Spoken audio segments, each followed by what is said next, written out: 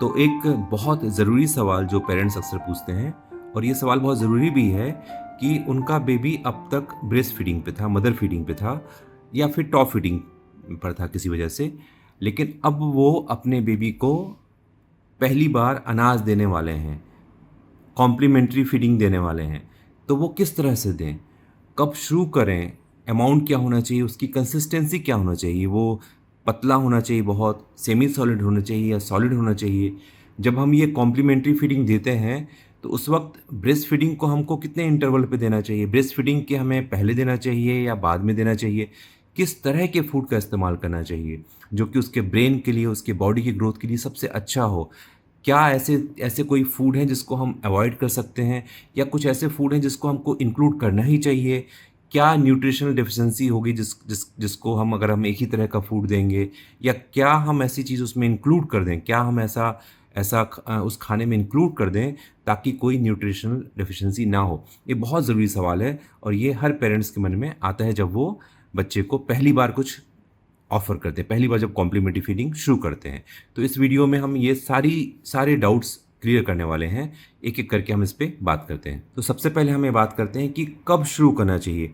कब हमको पहली बार बेबी को कॉम्प्लीमेंट्री फीडिंग ऑफ़र करनी? पहले वीनिंग बोलते थे, लेकिन अब वीनिंग वर्ड सही नहीं है, वीनिंग वर्ड इस्तेमाल नहीं करते हैं, क्योंकि हम ब्रेस्ट फीडिंग को बंद नहीं करते हैं या ब्रेस्ट फीडिंग को रोकने की या कम करके उसको स्टॉप करने की कोशिश नहीं कर रहे हैं, हम उसको ऐड कर रहे हैं। हम ब्रेस्ट फीडिंग को कंटिन्यू रखेंगे और साथ में हम फूड आइटम ऐड कर रहे हैं, तो इसको कॉम्प्लीमेंट्री बोलते हैं, कॉम्प्लीमेंट्री फीडिंग बोलते हैं।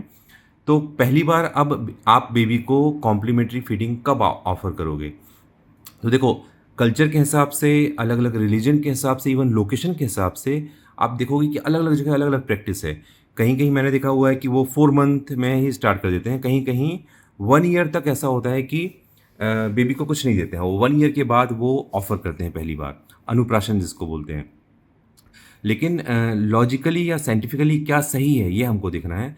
तो आप देखोगे, अब नोटिस करोगे कि बेबी में 3, 4, 5 मंथ का जो बेबी होता है, उसमें 2 तरह के रिफ्लेक्स होते हैं, नेचुरल होते हैं।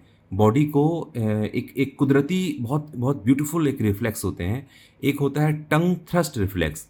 अगर 4 महीने के बेबी को अगर आप कुछ मुँह पे रखते हो, तो टंग थ्रस्ट, वो मुँह से बाहर थूकने की या निकालने की उसकी टेंडेंसी होती है। ये नेचुरल रिफ्लेक्स है, ये बेबी को कुदरती रूप से बेबी में होता है, ताकि वो कुछ मुँह में उसके अंदर चले ना जाए। तो कुदरत चाहती है, ये नेचर चाहता है कि 4 महीने या 3 महीने के बच्चा अभी कुछ भी ना ले। तो पहला तो यहाँ पर होता है, टंग थ्रस्ट रिफ्लेक्स। टंग से वो बाहर निकालने की कोशिश करेगा। अगर बाई चांस उसको कुछ अंदर चले भी जाता है, तो यहाँ से होता है गैग रिफ्लेक्स, मतलब यहाँ से वो वोमिटिंग, उबकाई ले निकालना चालू कर देगा। सो नेचुरली जो बॉडी जो बनाई गई है, वो ऐसी बनाई गई है ताकि वो सही टाइम पे, बॉडी का इंटेलिजेंस बहुत अच्छा होता है, वो सही टाइम पे सही चीज़ उसको लेना है, सही टाइम पे सही चीज़ होनी चाहिए। तो बॉडी एक कुछ साइंस होते हैं, बॉडी कुछ ऐसे, अगर आप नोटिस करोगे तो बहुत सटल साइंस होते हैं, जिसको अगर हम देखेंगे तो हम उससे बहुत हद तक एक आइडिया लगा सकते हैं। तो ये जो टंग थ्रस्ट रिफ्लेक्स होता है और गैग रिफ्लेक्स होता है, ये 5 महीने के बाद से धीरे-धीरे करके कम हो जाता है। 5 महीने तक बच्चे ऐसा करते ही करते हैं कि वो इनमें बहुत प्रोमिनेंट होता है ये रिफ्लेक्स। तो 5 महीने तक तो ये रिफ्लेक्स होता है, और 5 से 6 महीने के बीच में बच्चे में और भी कुछ रिफ्लेक्स बनने लगते हैं, जैसे कि मंचिंग रिफ्लेक्स। बच्चे जो है, ये मैंडिबल होता है, मैंडिबल, ये इसमें मुँह चलाने की जो जो रिफ्लेक्स होता है, आप मुँह में कुछ अगर रखने की कोशिश करोगे तो ये मंचिंग रिफ्लेक्स चालू हो जाता है। तो ये भी 5 से 6 महीने की एज में शुरू हो जाता है। तो आइडियली आपको 6 महीने तक बच्चे को कुछ भी नहीं देना है। 6 महीने तक बच्चे को आपको सिर्फ़ ब्रेस्ट फीडिंग पर रखना है, और अगर किसी वजह से ब्रेस्ट फीडिंग नहीं ले पा रहा है, तो आपको टॉप फीडिंग पर रख सकते हो। लेकिन 6 महीने के बाद भी 6 महीने के बाद ही आपको कॉम्प्लीमेंट्री फीडिंग शुरू करनी चाहिए।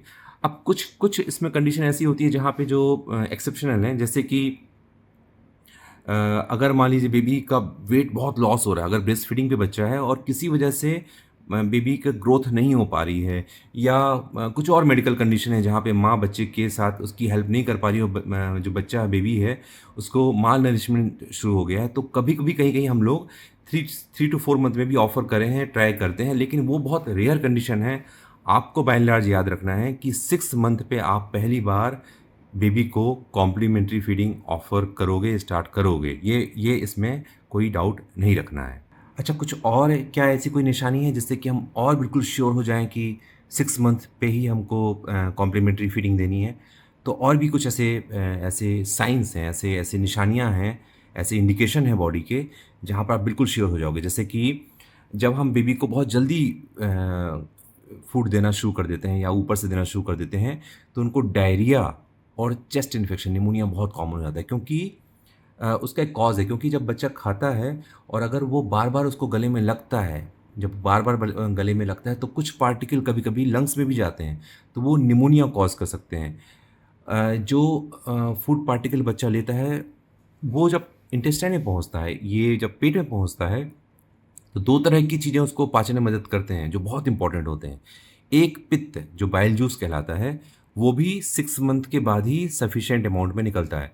तो जो पित्त होता है, जो बाइल जूस होता है, वो फैटी मटेरियल, जो चर्बी वाली चीज़ होती हैं, फैट वाली चीज़ होती हैं, ऑयली चीज़ें होती हैं, उनको डाइजेस्ट करने में हेल्प करता है। तो वो भी 6 महीने से पहले बहुत ही कम अमाउंट में निकलता है। तो उसको डाइजेशन में प्रॉब्लम होती है अगर वो फैटी चीज़ें खा रहा है बेबी। दूसरा एक और एंजाइम निकलता है पेनक्रियास से, पेनक्रियाटिक एमाइलेज। ये एंजाइम भी प्रोटीन का ब्रेकडाउन करता है। तो आपके बॉडी में प्रोटीन और फैट के लिए, जो डाइजेशन के लिए जो चीज़ें होती हैं, वो 6 महीने के बाद ही सही ढंग से बन पाती हैं। तो 6 महीने के बाद हजम करने में आसानी होती है। और भी कुछ बहुत अच्छी इंटरेस्टिंग चीज़ें हैं, जैसे कि बाइटिंग रिफ्लेक्स। ये जो गम्स होते हैं, दाँत तो निकले नहीं रहते हैं, लेकिन गम्स होते हैं बहुत हार्ड हो जाते हैं, तो बेबी को चबाने में मज़ा आता है। तो जब उसको आप कुछ फूड ऑफ़र करोगे, तो उसको खाने में यहाँ मज़ा आएगा। प्लस बॉडी में एक और रिफ्लेक्स होता है जो खाने को अंदर धकेलने का होता है, वो भी 6 महीने के बाद बहुत अच्छा हो जाता है। नीचे जाके मैंने जैसे बताया कि पैनक्रियाटिक एमाइलेज और बाइल जूस, ये बहुत अच्छे अमाउंट में निकलने लग जाते हैं, तो इसमें बहुत हेल्प मिलती है। तो ये सारा का एक और चीज़ है, हेड कंट्रोल। ये जो हेड होता है, ये भी 5 शुरुआत में कंट्रोल में नहीं होता है। 3, 4, 5 महीने के बच्चे ही प्रॉपर्ली हेड कंट्रोल कर पाते हैं। जब हेड कंट्रोल अच्छा होता है, प्लस दूसरा रिफ्लेक्स होता है हैंड टू माउथ रिफ्लेक्स। तो ये जो कोऑर्डिनेशन होता है, हैंड टू माउथ कोऑर्डिनेशन, ये भी उसी दौरान सही होता है। तो ये सारी चीज़ें मिलके हमको इशारा कर रही है कि बेबी को हमको 6 मंथ के पहले कुछ नहीं देना और 6 मंथ पे ही हमको कॉम्प्लीमेंट्री फीडिंग इंट्रोड्यूस करना है। तो अब ये क्लियर हो गया कि हम 6 महीने पे बच्चे को कॉम्प्लीमेंट्री फीडिंग देने वाले। अब क्या दोगे, कैसे दोगे? तो अब सबसे मुश्किल सवाल, क्या दोगे? ये सबसे ज़्यादा परेशान करता है पेरेंट्स को कि क्या वो अपने बेबी को दें जो कि उसके लिए बहुत अच्छा रहे। तो इसमें आपको परेशान होने की ज़रूरत नहीं है। आपको बिल्कुल ये चीज़ें दिमाग में याद रखनी है कि हम ऐसा फूड, ऐसा आइटम, ऐसा कॉम्प्लीमेंट्री फीडिंग हम शुरू करने वाले हैं जो आसानी से मिल जाए। याद रखिएगा, जो आसानी से मिल जाए, सेफ रहे, क्लीन रहे, आसानी से पक जाए, जो आसानी से हजम हो जाए, जो स्वादिष्ट हो, जिसकी न्यूट्रिशनल वैल्यू बहुत अच्छी हो, जो आपके कल्चर को, आपके ट्रेडिशन को सूट करती हो, वही फूड बच्चे को देना है। ना कि हमें कुछ मार्केटिंग टेक्निक में फंसना है, मार्केटिंग किसी प्लान में फंसना है हमें। बहुत सारे टीवी पे आप देखोगे तो ऐसे बहुत सारे प्रोसेस्ड फूड आते हैं जो कि अलग अलग दावे करते हैं। आपको उस चक्कर में नहीं फंसना है। आपको बच्चे को वो सारी चीज़ें देनी है जो कि आसानी से मिल जाए, जो कि बहुत आसानी से पक जाए, जो आसानी से हजम हो जाए, जो स्वादिष्ट रहे, जिसकी न्यूट्रिशनल वैल्यू अच्छी रहे, जो आपके कल्चर को, आपके ट्रेडिशन को सूट करे। ये आपको बिल्कुल याद रखनी है और आप बिल्कुल आँख बंद करके उसे चूज़ कर लेंगे, वो बेबी को सूट करेगी ही करेगी। अब देखो, समझने के लिए मैं आपको बता देता हूँ कि जो पॉरेज होता है, जैसे कि जब आप सीरियल्स, जो अनाज होता है, ग्रेन्स होते हैं, जैसे कि राइस हो गया, व्हीट हो गया, रागी हो गया, ये सीरियल्स लेके जब आप उसको पानी और दूध में मिलाकर दलिया बनाते हो, पॉरेज बनाते हो, तो ये जो चीज़ होती है बहुत अच्छा फूड होता है। लेकिन इसमें कुछ एंजाइम्स नहीं होते हैं, जैसे कि उसमें लाइसिन एक एंजाइम है, वो नहीं होता है। तो उस लाइसिन एंजाइम की कमी होने लग जाती है बॉडी में, तो उसको आपको कंबाइन ऐसी चीज़ के साथ करना पड़ता है। इस सीरियल्स को, इस अनाज को, जो पॉरेज बनाया हुआ है, जो दलिया बनाया हुआ है रागी का या चावल के साथ या गेहूँ के साथ, जो आपने पॉरेज बनाया हुआ है, एक मिश्रण बनाया हुआ है सॉफ्ट वाला, ये लाइसिन नाम का एंजाइम इसमें नहीं होता है। तो इसको हमें कंबाइन करना है एक ऐसी चीज़ के साथ जिसमें ये एंजाइम होता है, जैसे कि पल्सेस या लेग्यूम्स, दाल। अब दाल कौन-सी आप यूज़ कर सकते हो? आप उड़द की दाल यूज़ कर सकते हो, मूँग की दाल, चने की दाल, तुअर की दाल, ये सारी दालें आप इस्तेमाल कर सकते हो, राजमा आप इस्तेमाल कर सकते हो। इन सारी चीज़ों में, इन सारी दालों में लाइसिन नाम का एंजाइम पाया जाता है, तो आपके साथ आपके जो सीरियल्स होते हैं, अनाज होते हैं, उनके साथ इनका कॉम्बिनेशन कर दोगे तो लाइसिन की कमी पूरी हो जाती है। इन दालों में कुछ चीज़ें नहीं होती जैसे कि मिथियोनिन, वो आपके सीरियल्स में मिल जाता है, तो इन दोनों का कॉम्बिनेशन बहुत अच्छा होता है। तो दाल और चावल का आप दाल चावल, दाल दलिया, दाल रागी और दालों में से आप एक-एक करके अलग-अलग दाल यूज़ कर सकते हो। जो बाहर जो आपको मिलता है पैक्ड वाले जो टिन्ड आपके जो कॉम्प्लीमेंट्री फीडिंग जो मार्केट में मिलती है, उसके साथ एक प्रॉब्लम है कि उसमें आप एक्सपेरिमेंट नहीं कर सकते हो। यहाँ पर आप अलग-अलग दालें यूज़ कर सकते हो। एक दिन आपने उड़द की दाल दे दी, एक दिन आपने चने की दाल दे दी, एक दिन तुअर की दाल दे दी, एक दिन आपने मूँग की दाल दे दी। उसके साथ में आप सीरियल्स भी बहुत सारे आपके पास ऑप्शन मिल जाते हैं। तो उन सारों का कॉम्बिनेशन बना के आप सब कुछ आपको ऑफ़र करना है। बच्चे को इन सारी चीज़ों को आपको इंट्रोड्यूस करना है, उसको ऑफ़र करना है। ये ज़्यादा बच्चे के लिए इंटरेस्टिंग रहेगा रेदर देन कि आप उसको एक ही तरह का पैक्ड पाउडर यूज़ किया और उसको घोल के आप उसको खिला रहे हो, ये सही नहीं है। आप घर पर बनाएँ तो बहुत अच्छा है। तो अब अमाउंट कितनी देना है आपको? आपको पर डे बच्चे को कितना अमाउंट देना है? देखो हर बेबी अलग होता है। ज़रूरी नहीं कि मैं अगर आपको बोलूँ कि आपको 2 से 3 चम्मच अब बच्चे को खिलाना है तो बच्चा खा लेगा, ऐसा नहीं है। लेकिन आप शुरुआत जो कर सकते हो, आज आप शुरुआत करने वाले हो मान लीजिए, तो आप शुरुआत कर सकते हो, आपने दाल लिया, दाल का पानी लिया और 2-3 चम्मच आज आपने उसको बच्चे को ट्राई किया। आप 1 या 2 चम्मच भी दे सकते हो। तो ऐसा करते-करते उसको हर दिन आपको दाल को आपने पहले पतला दिया, 1-2 दिन के बाद आपने उसको थोड़ा-सा गाढ़ा कर दिया, फिर उसमें थोड़ा-सा आपने राइस मिला लिया। ये जो कॉम्बिनेशन है, ये आप इसको धीरे-धीरे करते-करते आपको 3 से 4 चम्मच देना है, 3 से 4 बार देना है। ऐसे बढ़ाते आप उसको 9 महीने से जब 12 महीने तक का बच्चा होने लग जाएगा, तो 5 बार आप उसको हाफ़ कटोरी, हाफ़ से लेके 1 कटोरी आप उसको 4 से 5 बार आप उसको आसानी से खिला पाओगे। लेकिन आपको बहुत ही आराम से आहिस्ते-आहिस्ते उसको बढ़ाना है। आप शुरुआत सिर्फ़ आपको 1 या 2 चम्मच से करनी है। फिर जैसे-जैसे उसका इंटरेस्ट आपको समझ में आने लग जाएगा, तो वो उसके हिसाब से आपको उसको वॉल्यूम भी बढ़ाना है, उसकी विस्कोसिटी उसको गाढ़ापन भी उसको धीरे-धीरे बढ़ाना है उसको और बच्चे के लिए ये पैलेटेबल है, उसको स्वादिष्ट भी लगेगा, उसको खाने में मज़ा भी आएगी। तो इसी में एक और सवाल लोग अक्सर पूछ देते हैं गाय के दूध का, कि गाय का दूध हम दें कि नहीं दें? दें तो हम कब से शुरू करें? तो गाय का दूध जो होता है उससे कुछ ऐसी मेडिकल कंडीशन होती है जिसकी वजह से उसे आप आइडियली आपको 1 साल के बाद शुरू करना चाहिए। वो मेडिकल कंडीशन क्या-क्या हैं? एक, गाय के दूध से मिल्क प्रोटीन एलर्जी, ये बहुत कॉमन है। लूज़ मोशन लगना शुरू हो जाते हैं। दूसरी चीज़ होती है छोटे-छोटे मात्रा में गाय का दूध जब हम देते हैं तो बच्चे को छोटी-छोटी मात्रा में जीआईटी हेमोरेज होता है, मतलब हल्का-हल्का ब्लीडिंग जैसी। वो दिखती नहीं, विज़िबल नहीं होती है, लेकिन स्टूल से हल्का-हल्का एक ब्लड के पार्टिकल्स निकलते हैं, तो बच्चे को अक्सर जो गाय के दूध में होते हैं, अक्सर उनको खून की कमी हमने देखी हुई है। अक्सर उनको खून आयरन की डेफ़िशिएंसी उनको होती है। और तीसरी चीज़ होती है वो है कॉन्स्टिपेशन, उनको बहुत कब्ज़ रहती है, बच्चे परेशान रहते हैं। तो गाय का दूध आप 1 साल के बाद ही दें तो अच्छा है, 1 साल के पहले गाय का दूध ना दें।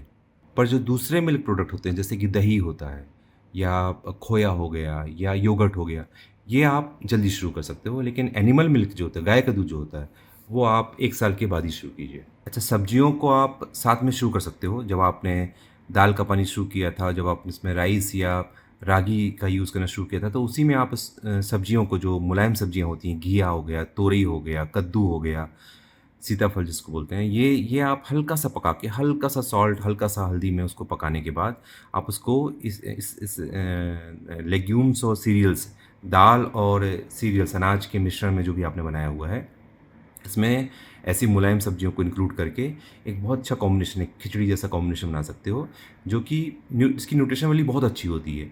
आप फ्रूट्स में जैसे ना, फ्रूट्स अलग से आप मत दीजिए, आप फ्रूट्स का जूस 1 या 2-3 चम्मच आप फ्रूट का जूस लीजिए और उसे फ्रेश जूस लीजिए और उसे इसी मिश्रण में, इसी दाल, चावल, राइस और या सीरियल्स, दाल और सीरियल्स के मिश्रण में आपने वेजिटेबल भी मिला दिया और इसी में आपने थोड़ा-सा 2-3 चम्मच फ्रूट जूस मिला दिया। तो अब जो ये कॉम्बिनेशन बनता है, इसकी न्यूट्रिशन वैल्यू बहुत अच्छी होती है। जो फ्रूट जूस होता है, वो थोड़ा-सा डाइजेशन में हेल्प करता है। वो मोशन को साफ़ रखता है। तो 2 या 3 चम्मच, ज़्यादा नहीं, 2 या 3 चम्मच आपको फ्रूट जूस में इंक्लूड कर देना सही रहेगा। अलग से फ्रूट जूस बच्चे को अवॉइड ही करना चाहिए, नहीं दीजिए। 2-3 चम्मच बहुत होता है, वो भी आपको इसी मिश्रण में ऐड करके देना है तो ज़्यादा सही रहता है। एक चीज़ को लेकर पेरेंट्स और परेशान होते हैं, गरम या ठंडा खाना। गरम ठंडा, टेम्परेचर वाला गरम ठंडा नहीं, तासीर वाला। गरम कुछ फल, अनाज, सब्जियां गरम तासीर की होती हैं, कुछ ठंडी तासीर की होती है। एलोपैथिक में इस चीज़ को इम्पोर्टेंस नहीं दी गई है। आपका बेबी जो उसको सूट करता है, जो वो आसानी से हजम कर सकता है, वो उसके लिए सही है। लेकिन मेरा मानना इसमें थोड़ा-सा अलग है।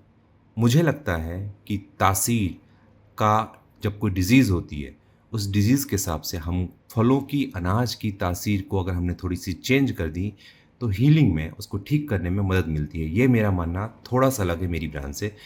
तो इसमें मैं चाहता हूँ कि उसको मैं अलग से वीडियो बनाऊँगा, क्योंकि बहुत ज़रूरी है इसको देखना। क्योंकि जब आप क्लिनिकल प्रैक्टिस करते हो, तो आप देखते हो कि किसी किसी बच्चे को अगर निमोनिया है और अब मैं निमोनिया उसको ठीक कर रहा हूँ, साथ में मैं उसके जो फूड में या उसके डाइट में कुछ चेंजेस करने लग जाता हूँ, तो हीलिंग जल्दी होती है। क्लिनिकल प्रैक्टिस से ऐसा नोटिस करने में आता है। तो ओवर द टाइम आपका एक एक क्लियर नज़रिया साफ़ होता है कि कुछ इतनी आसानी से हम नहीं बोल सकते हैं कि गरम या ठंडा फूड या अनाज नहीं होते हैं। ये इस बात में मैं अपने ब्रांच से एग्री नहीं करता हूँ, अपनी इससे एग्री नहीं करता हूँ। तो लेकिन ये अलग वीडियो बनाना ज़रूरी है इसके लिए, क्योंकि इसमें हम उसको सारा कुछ कवर नहीं कर पाएँगे।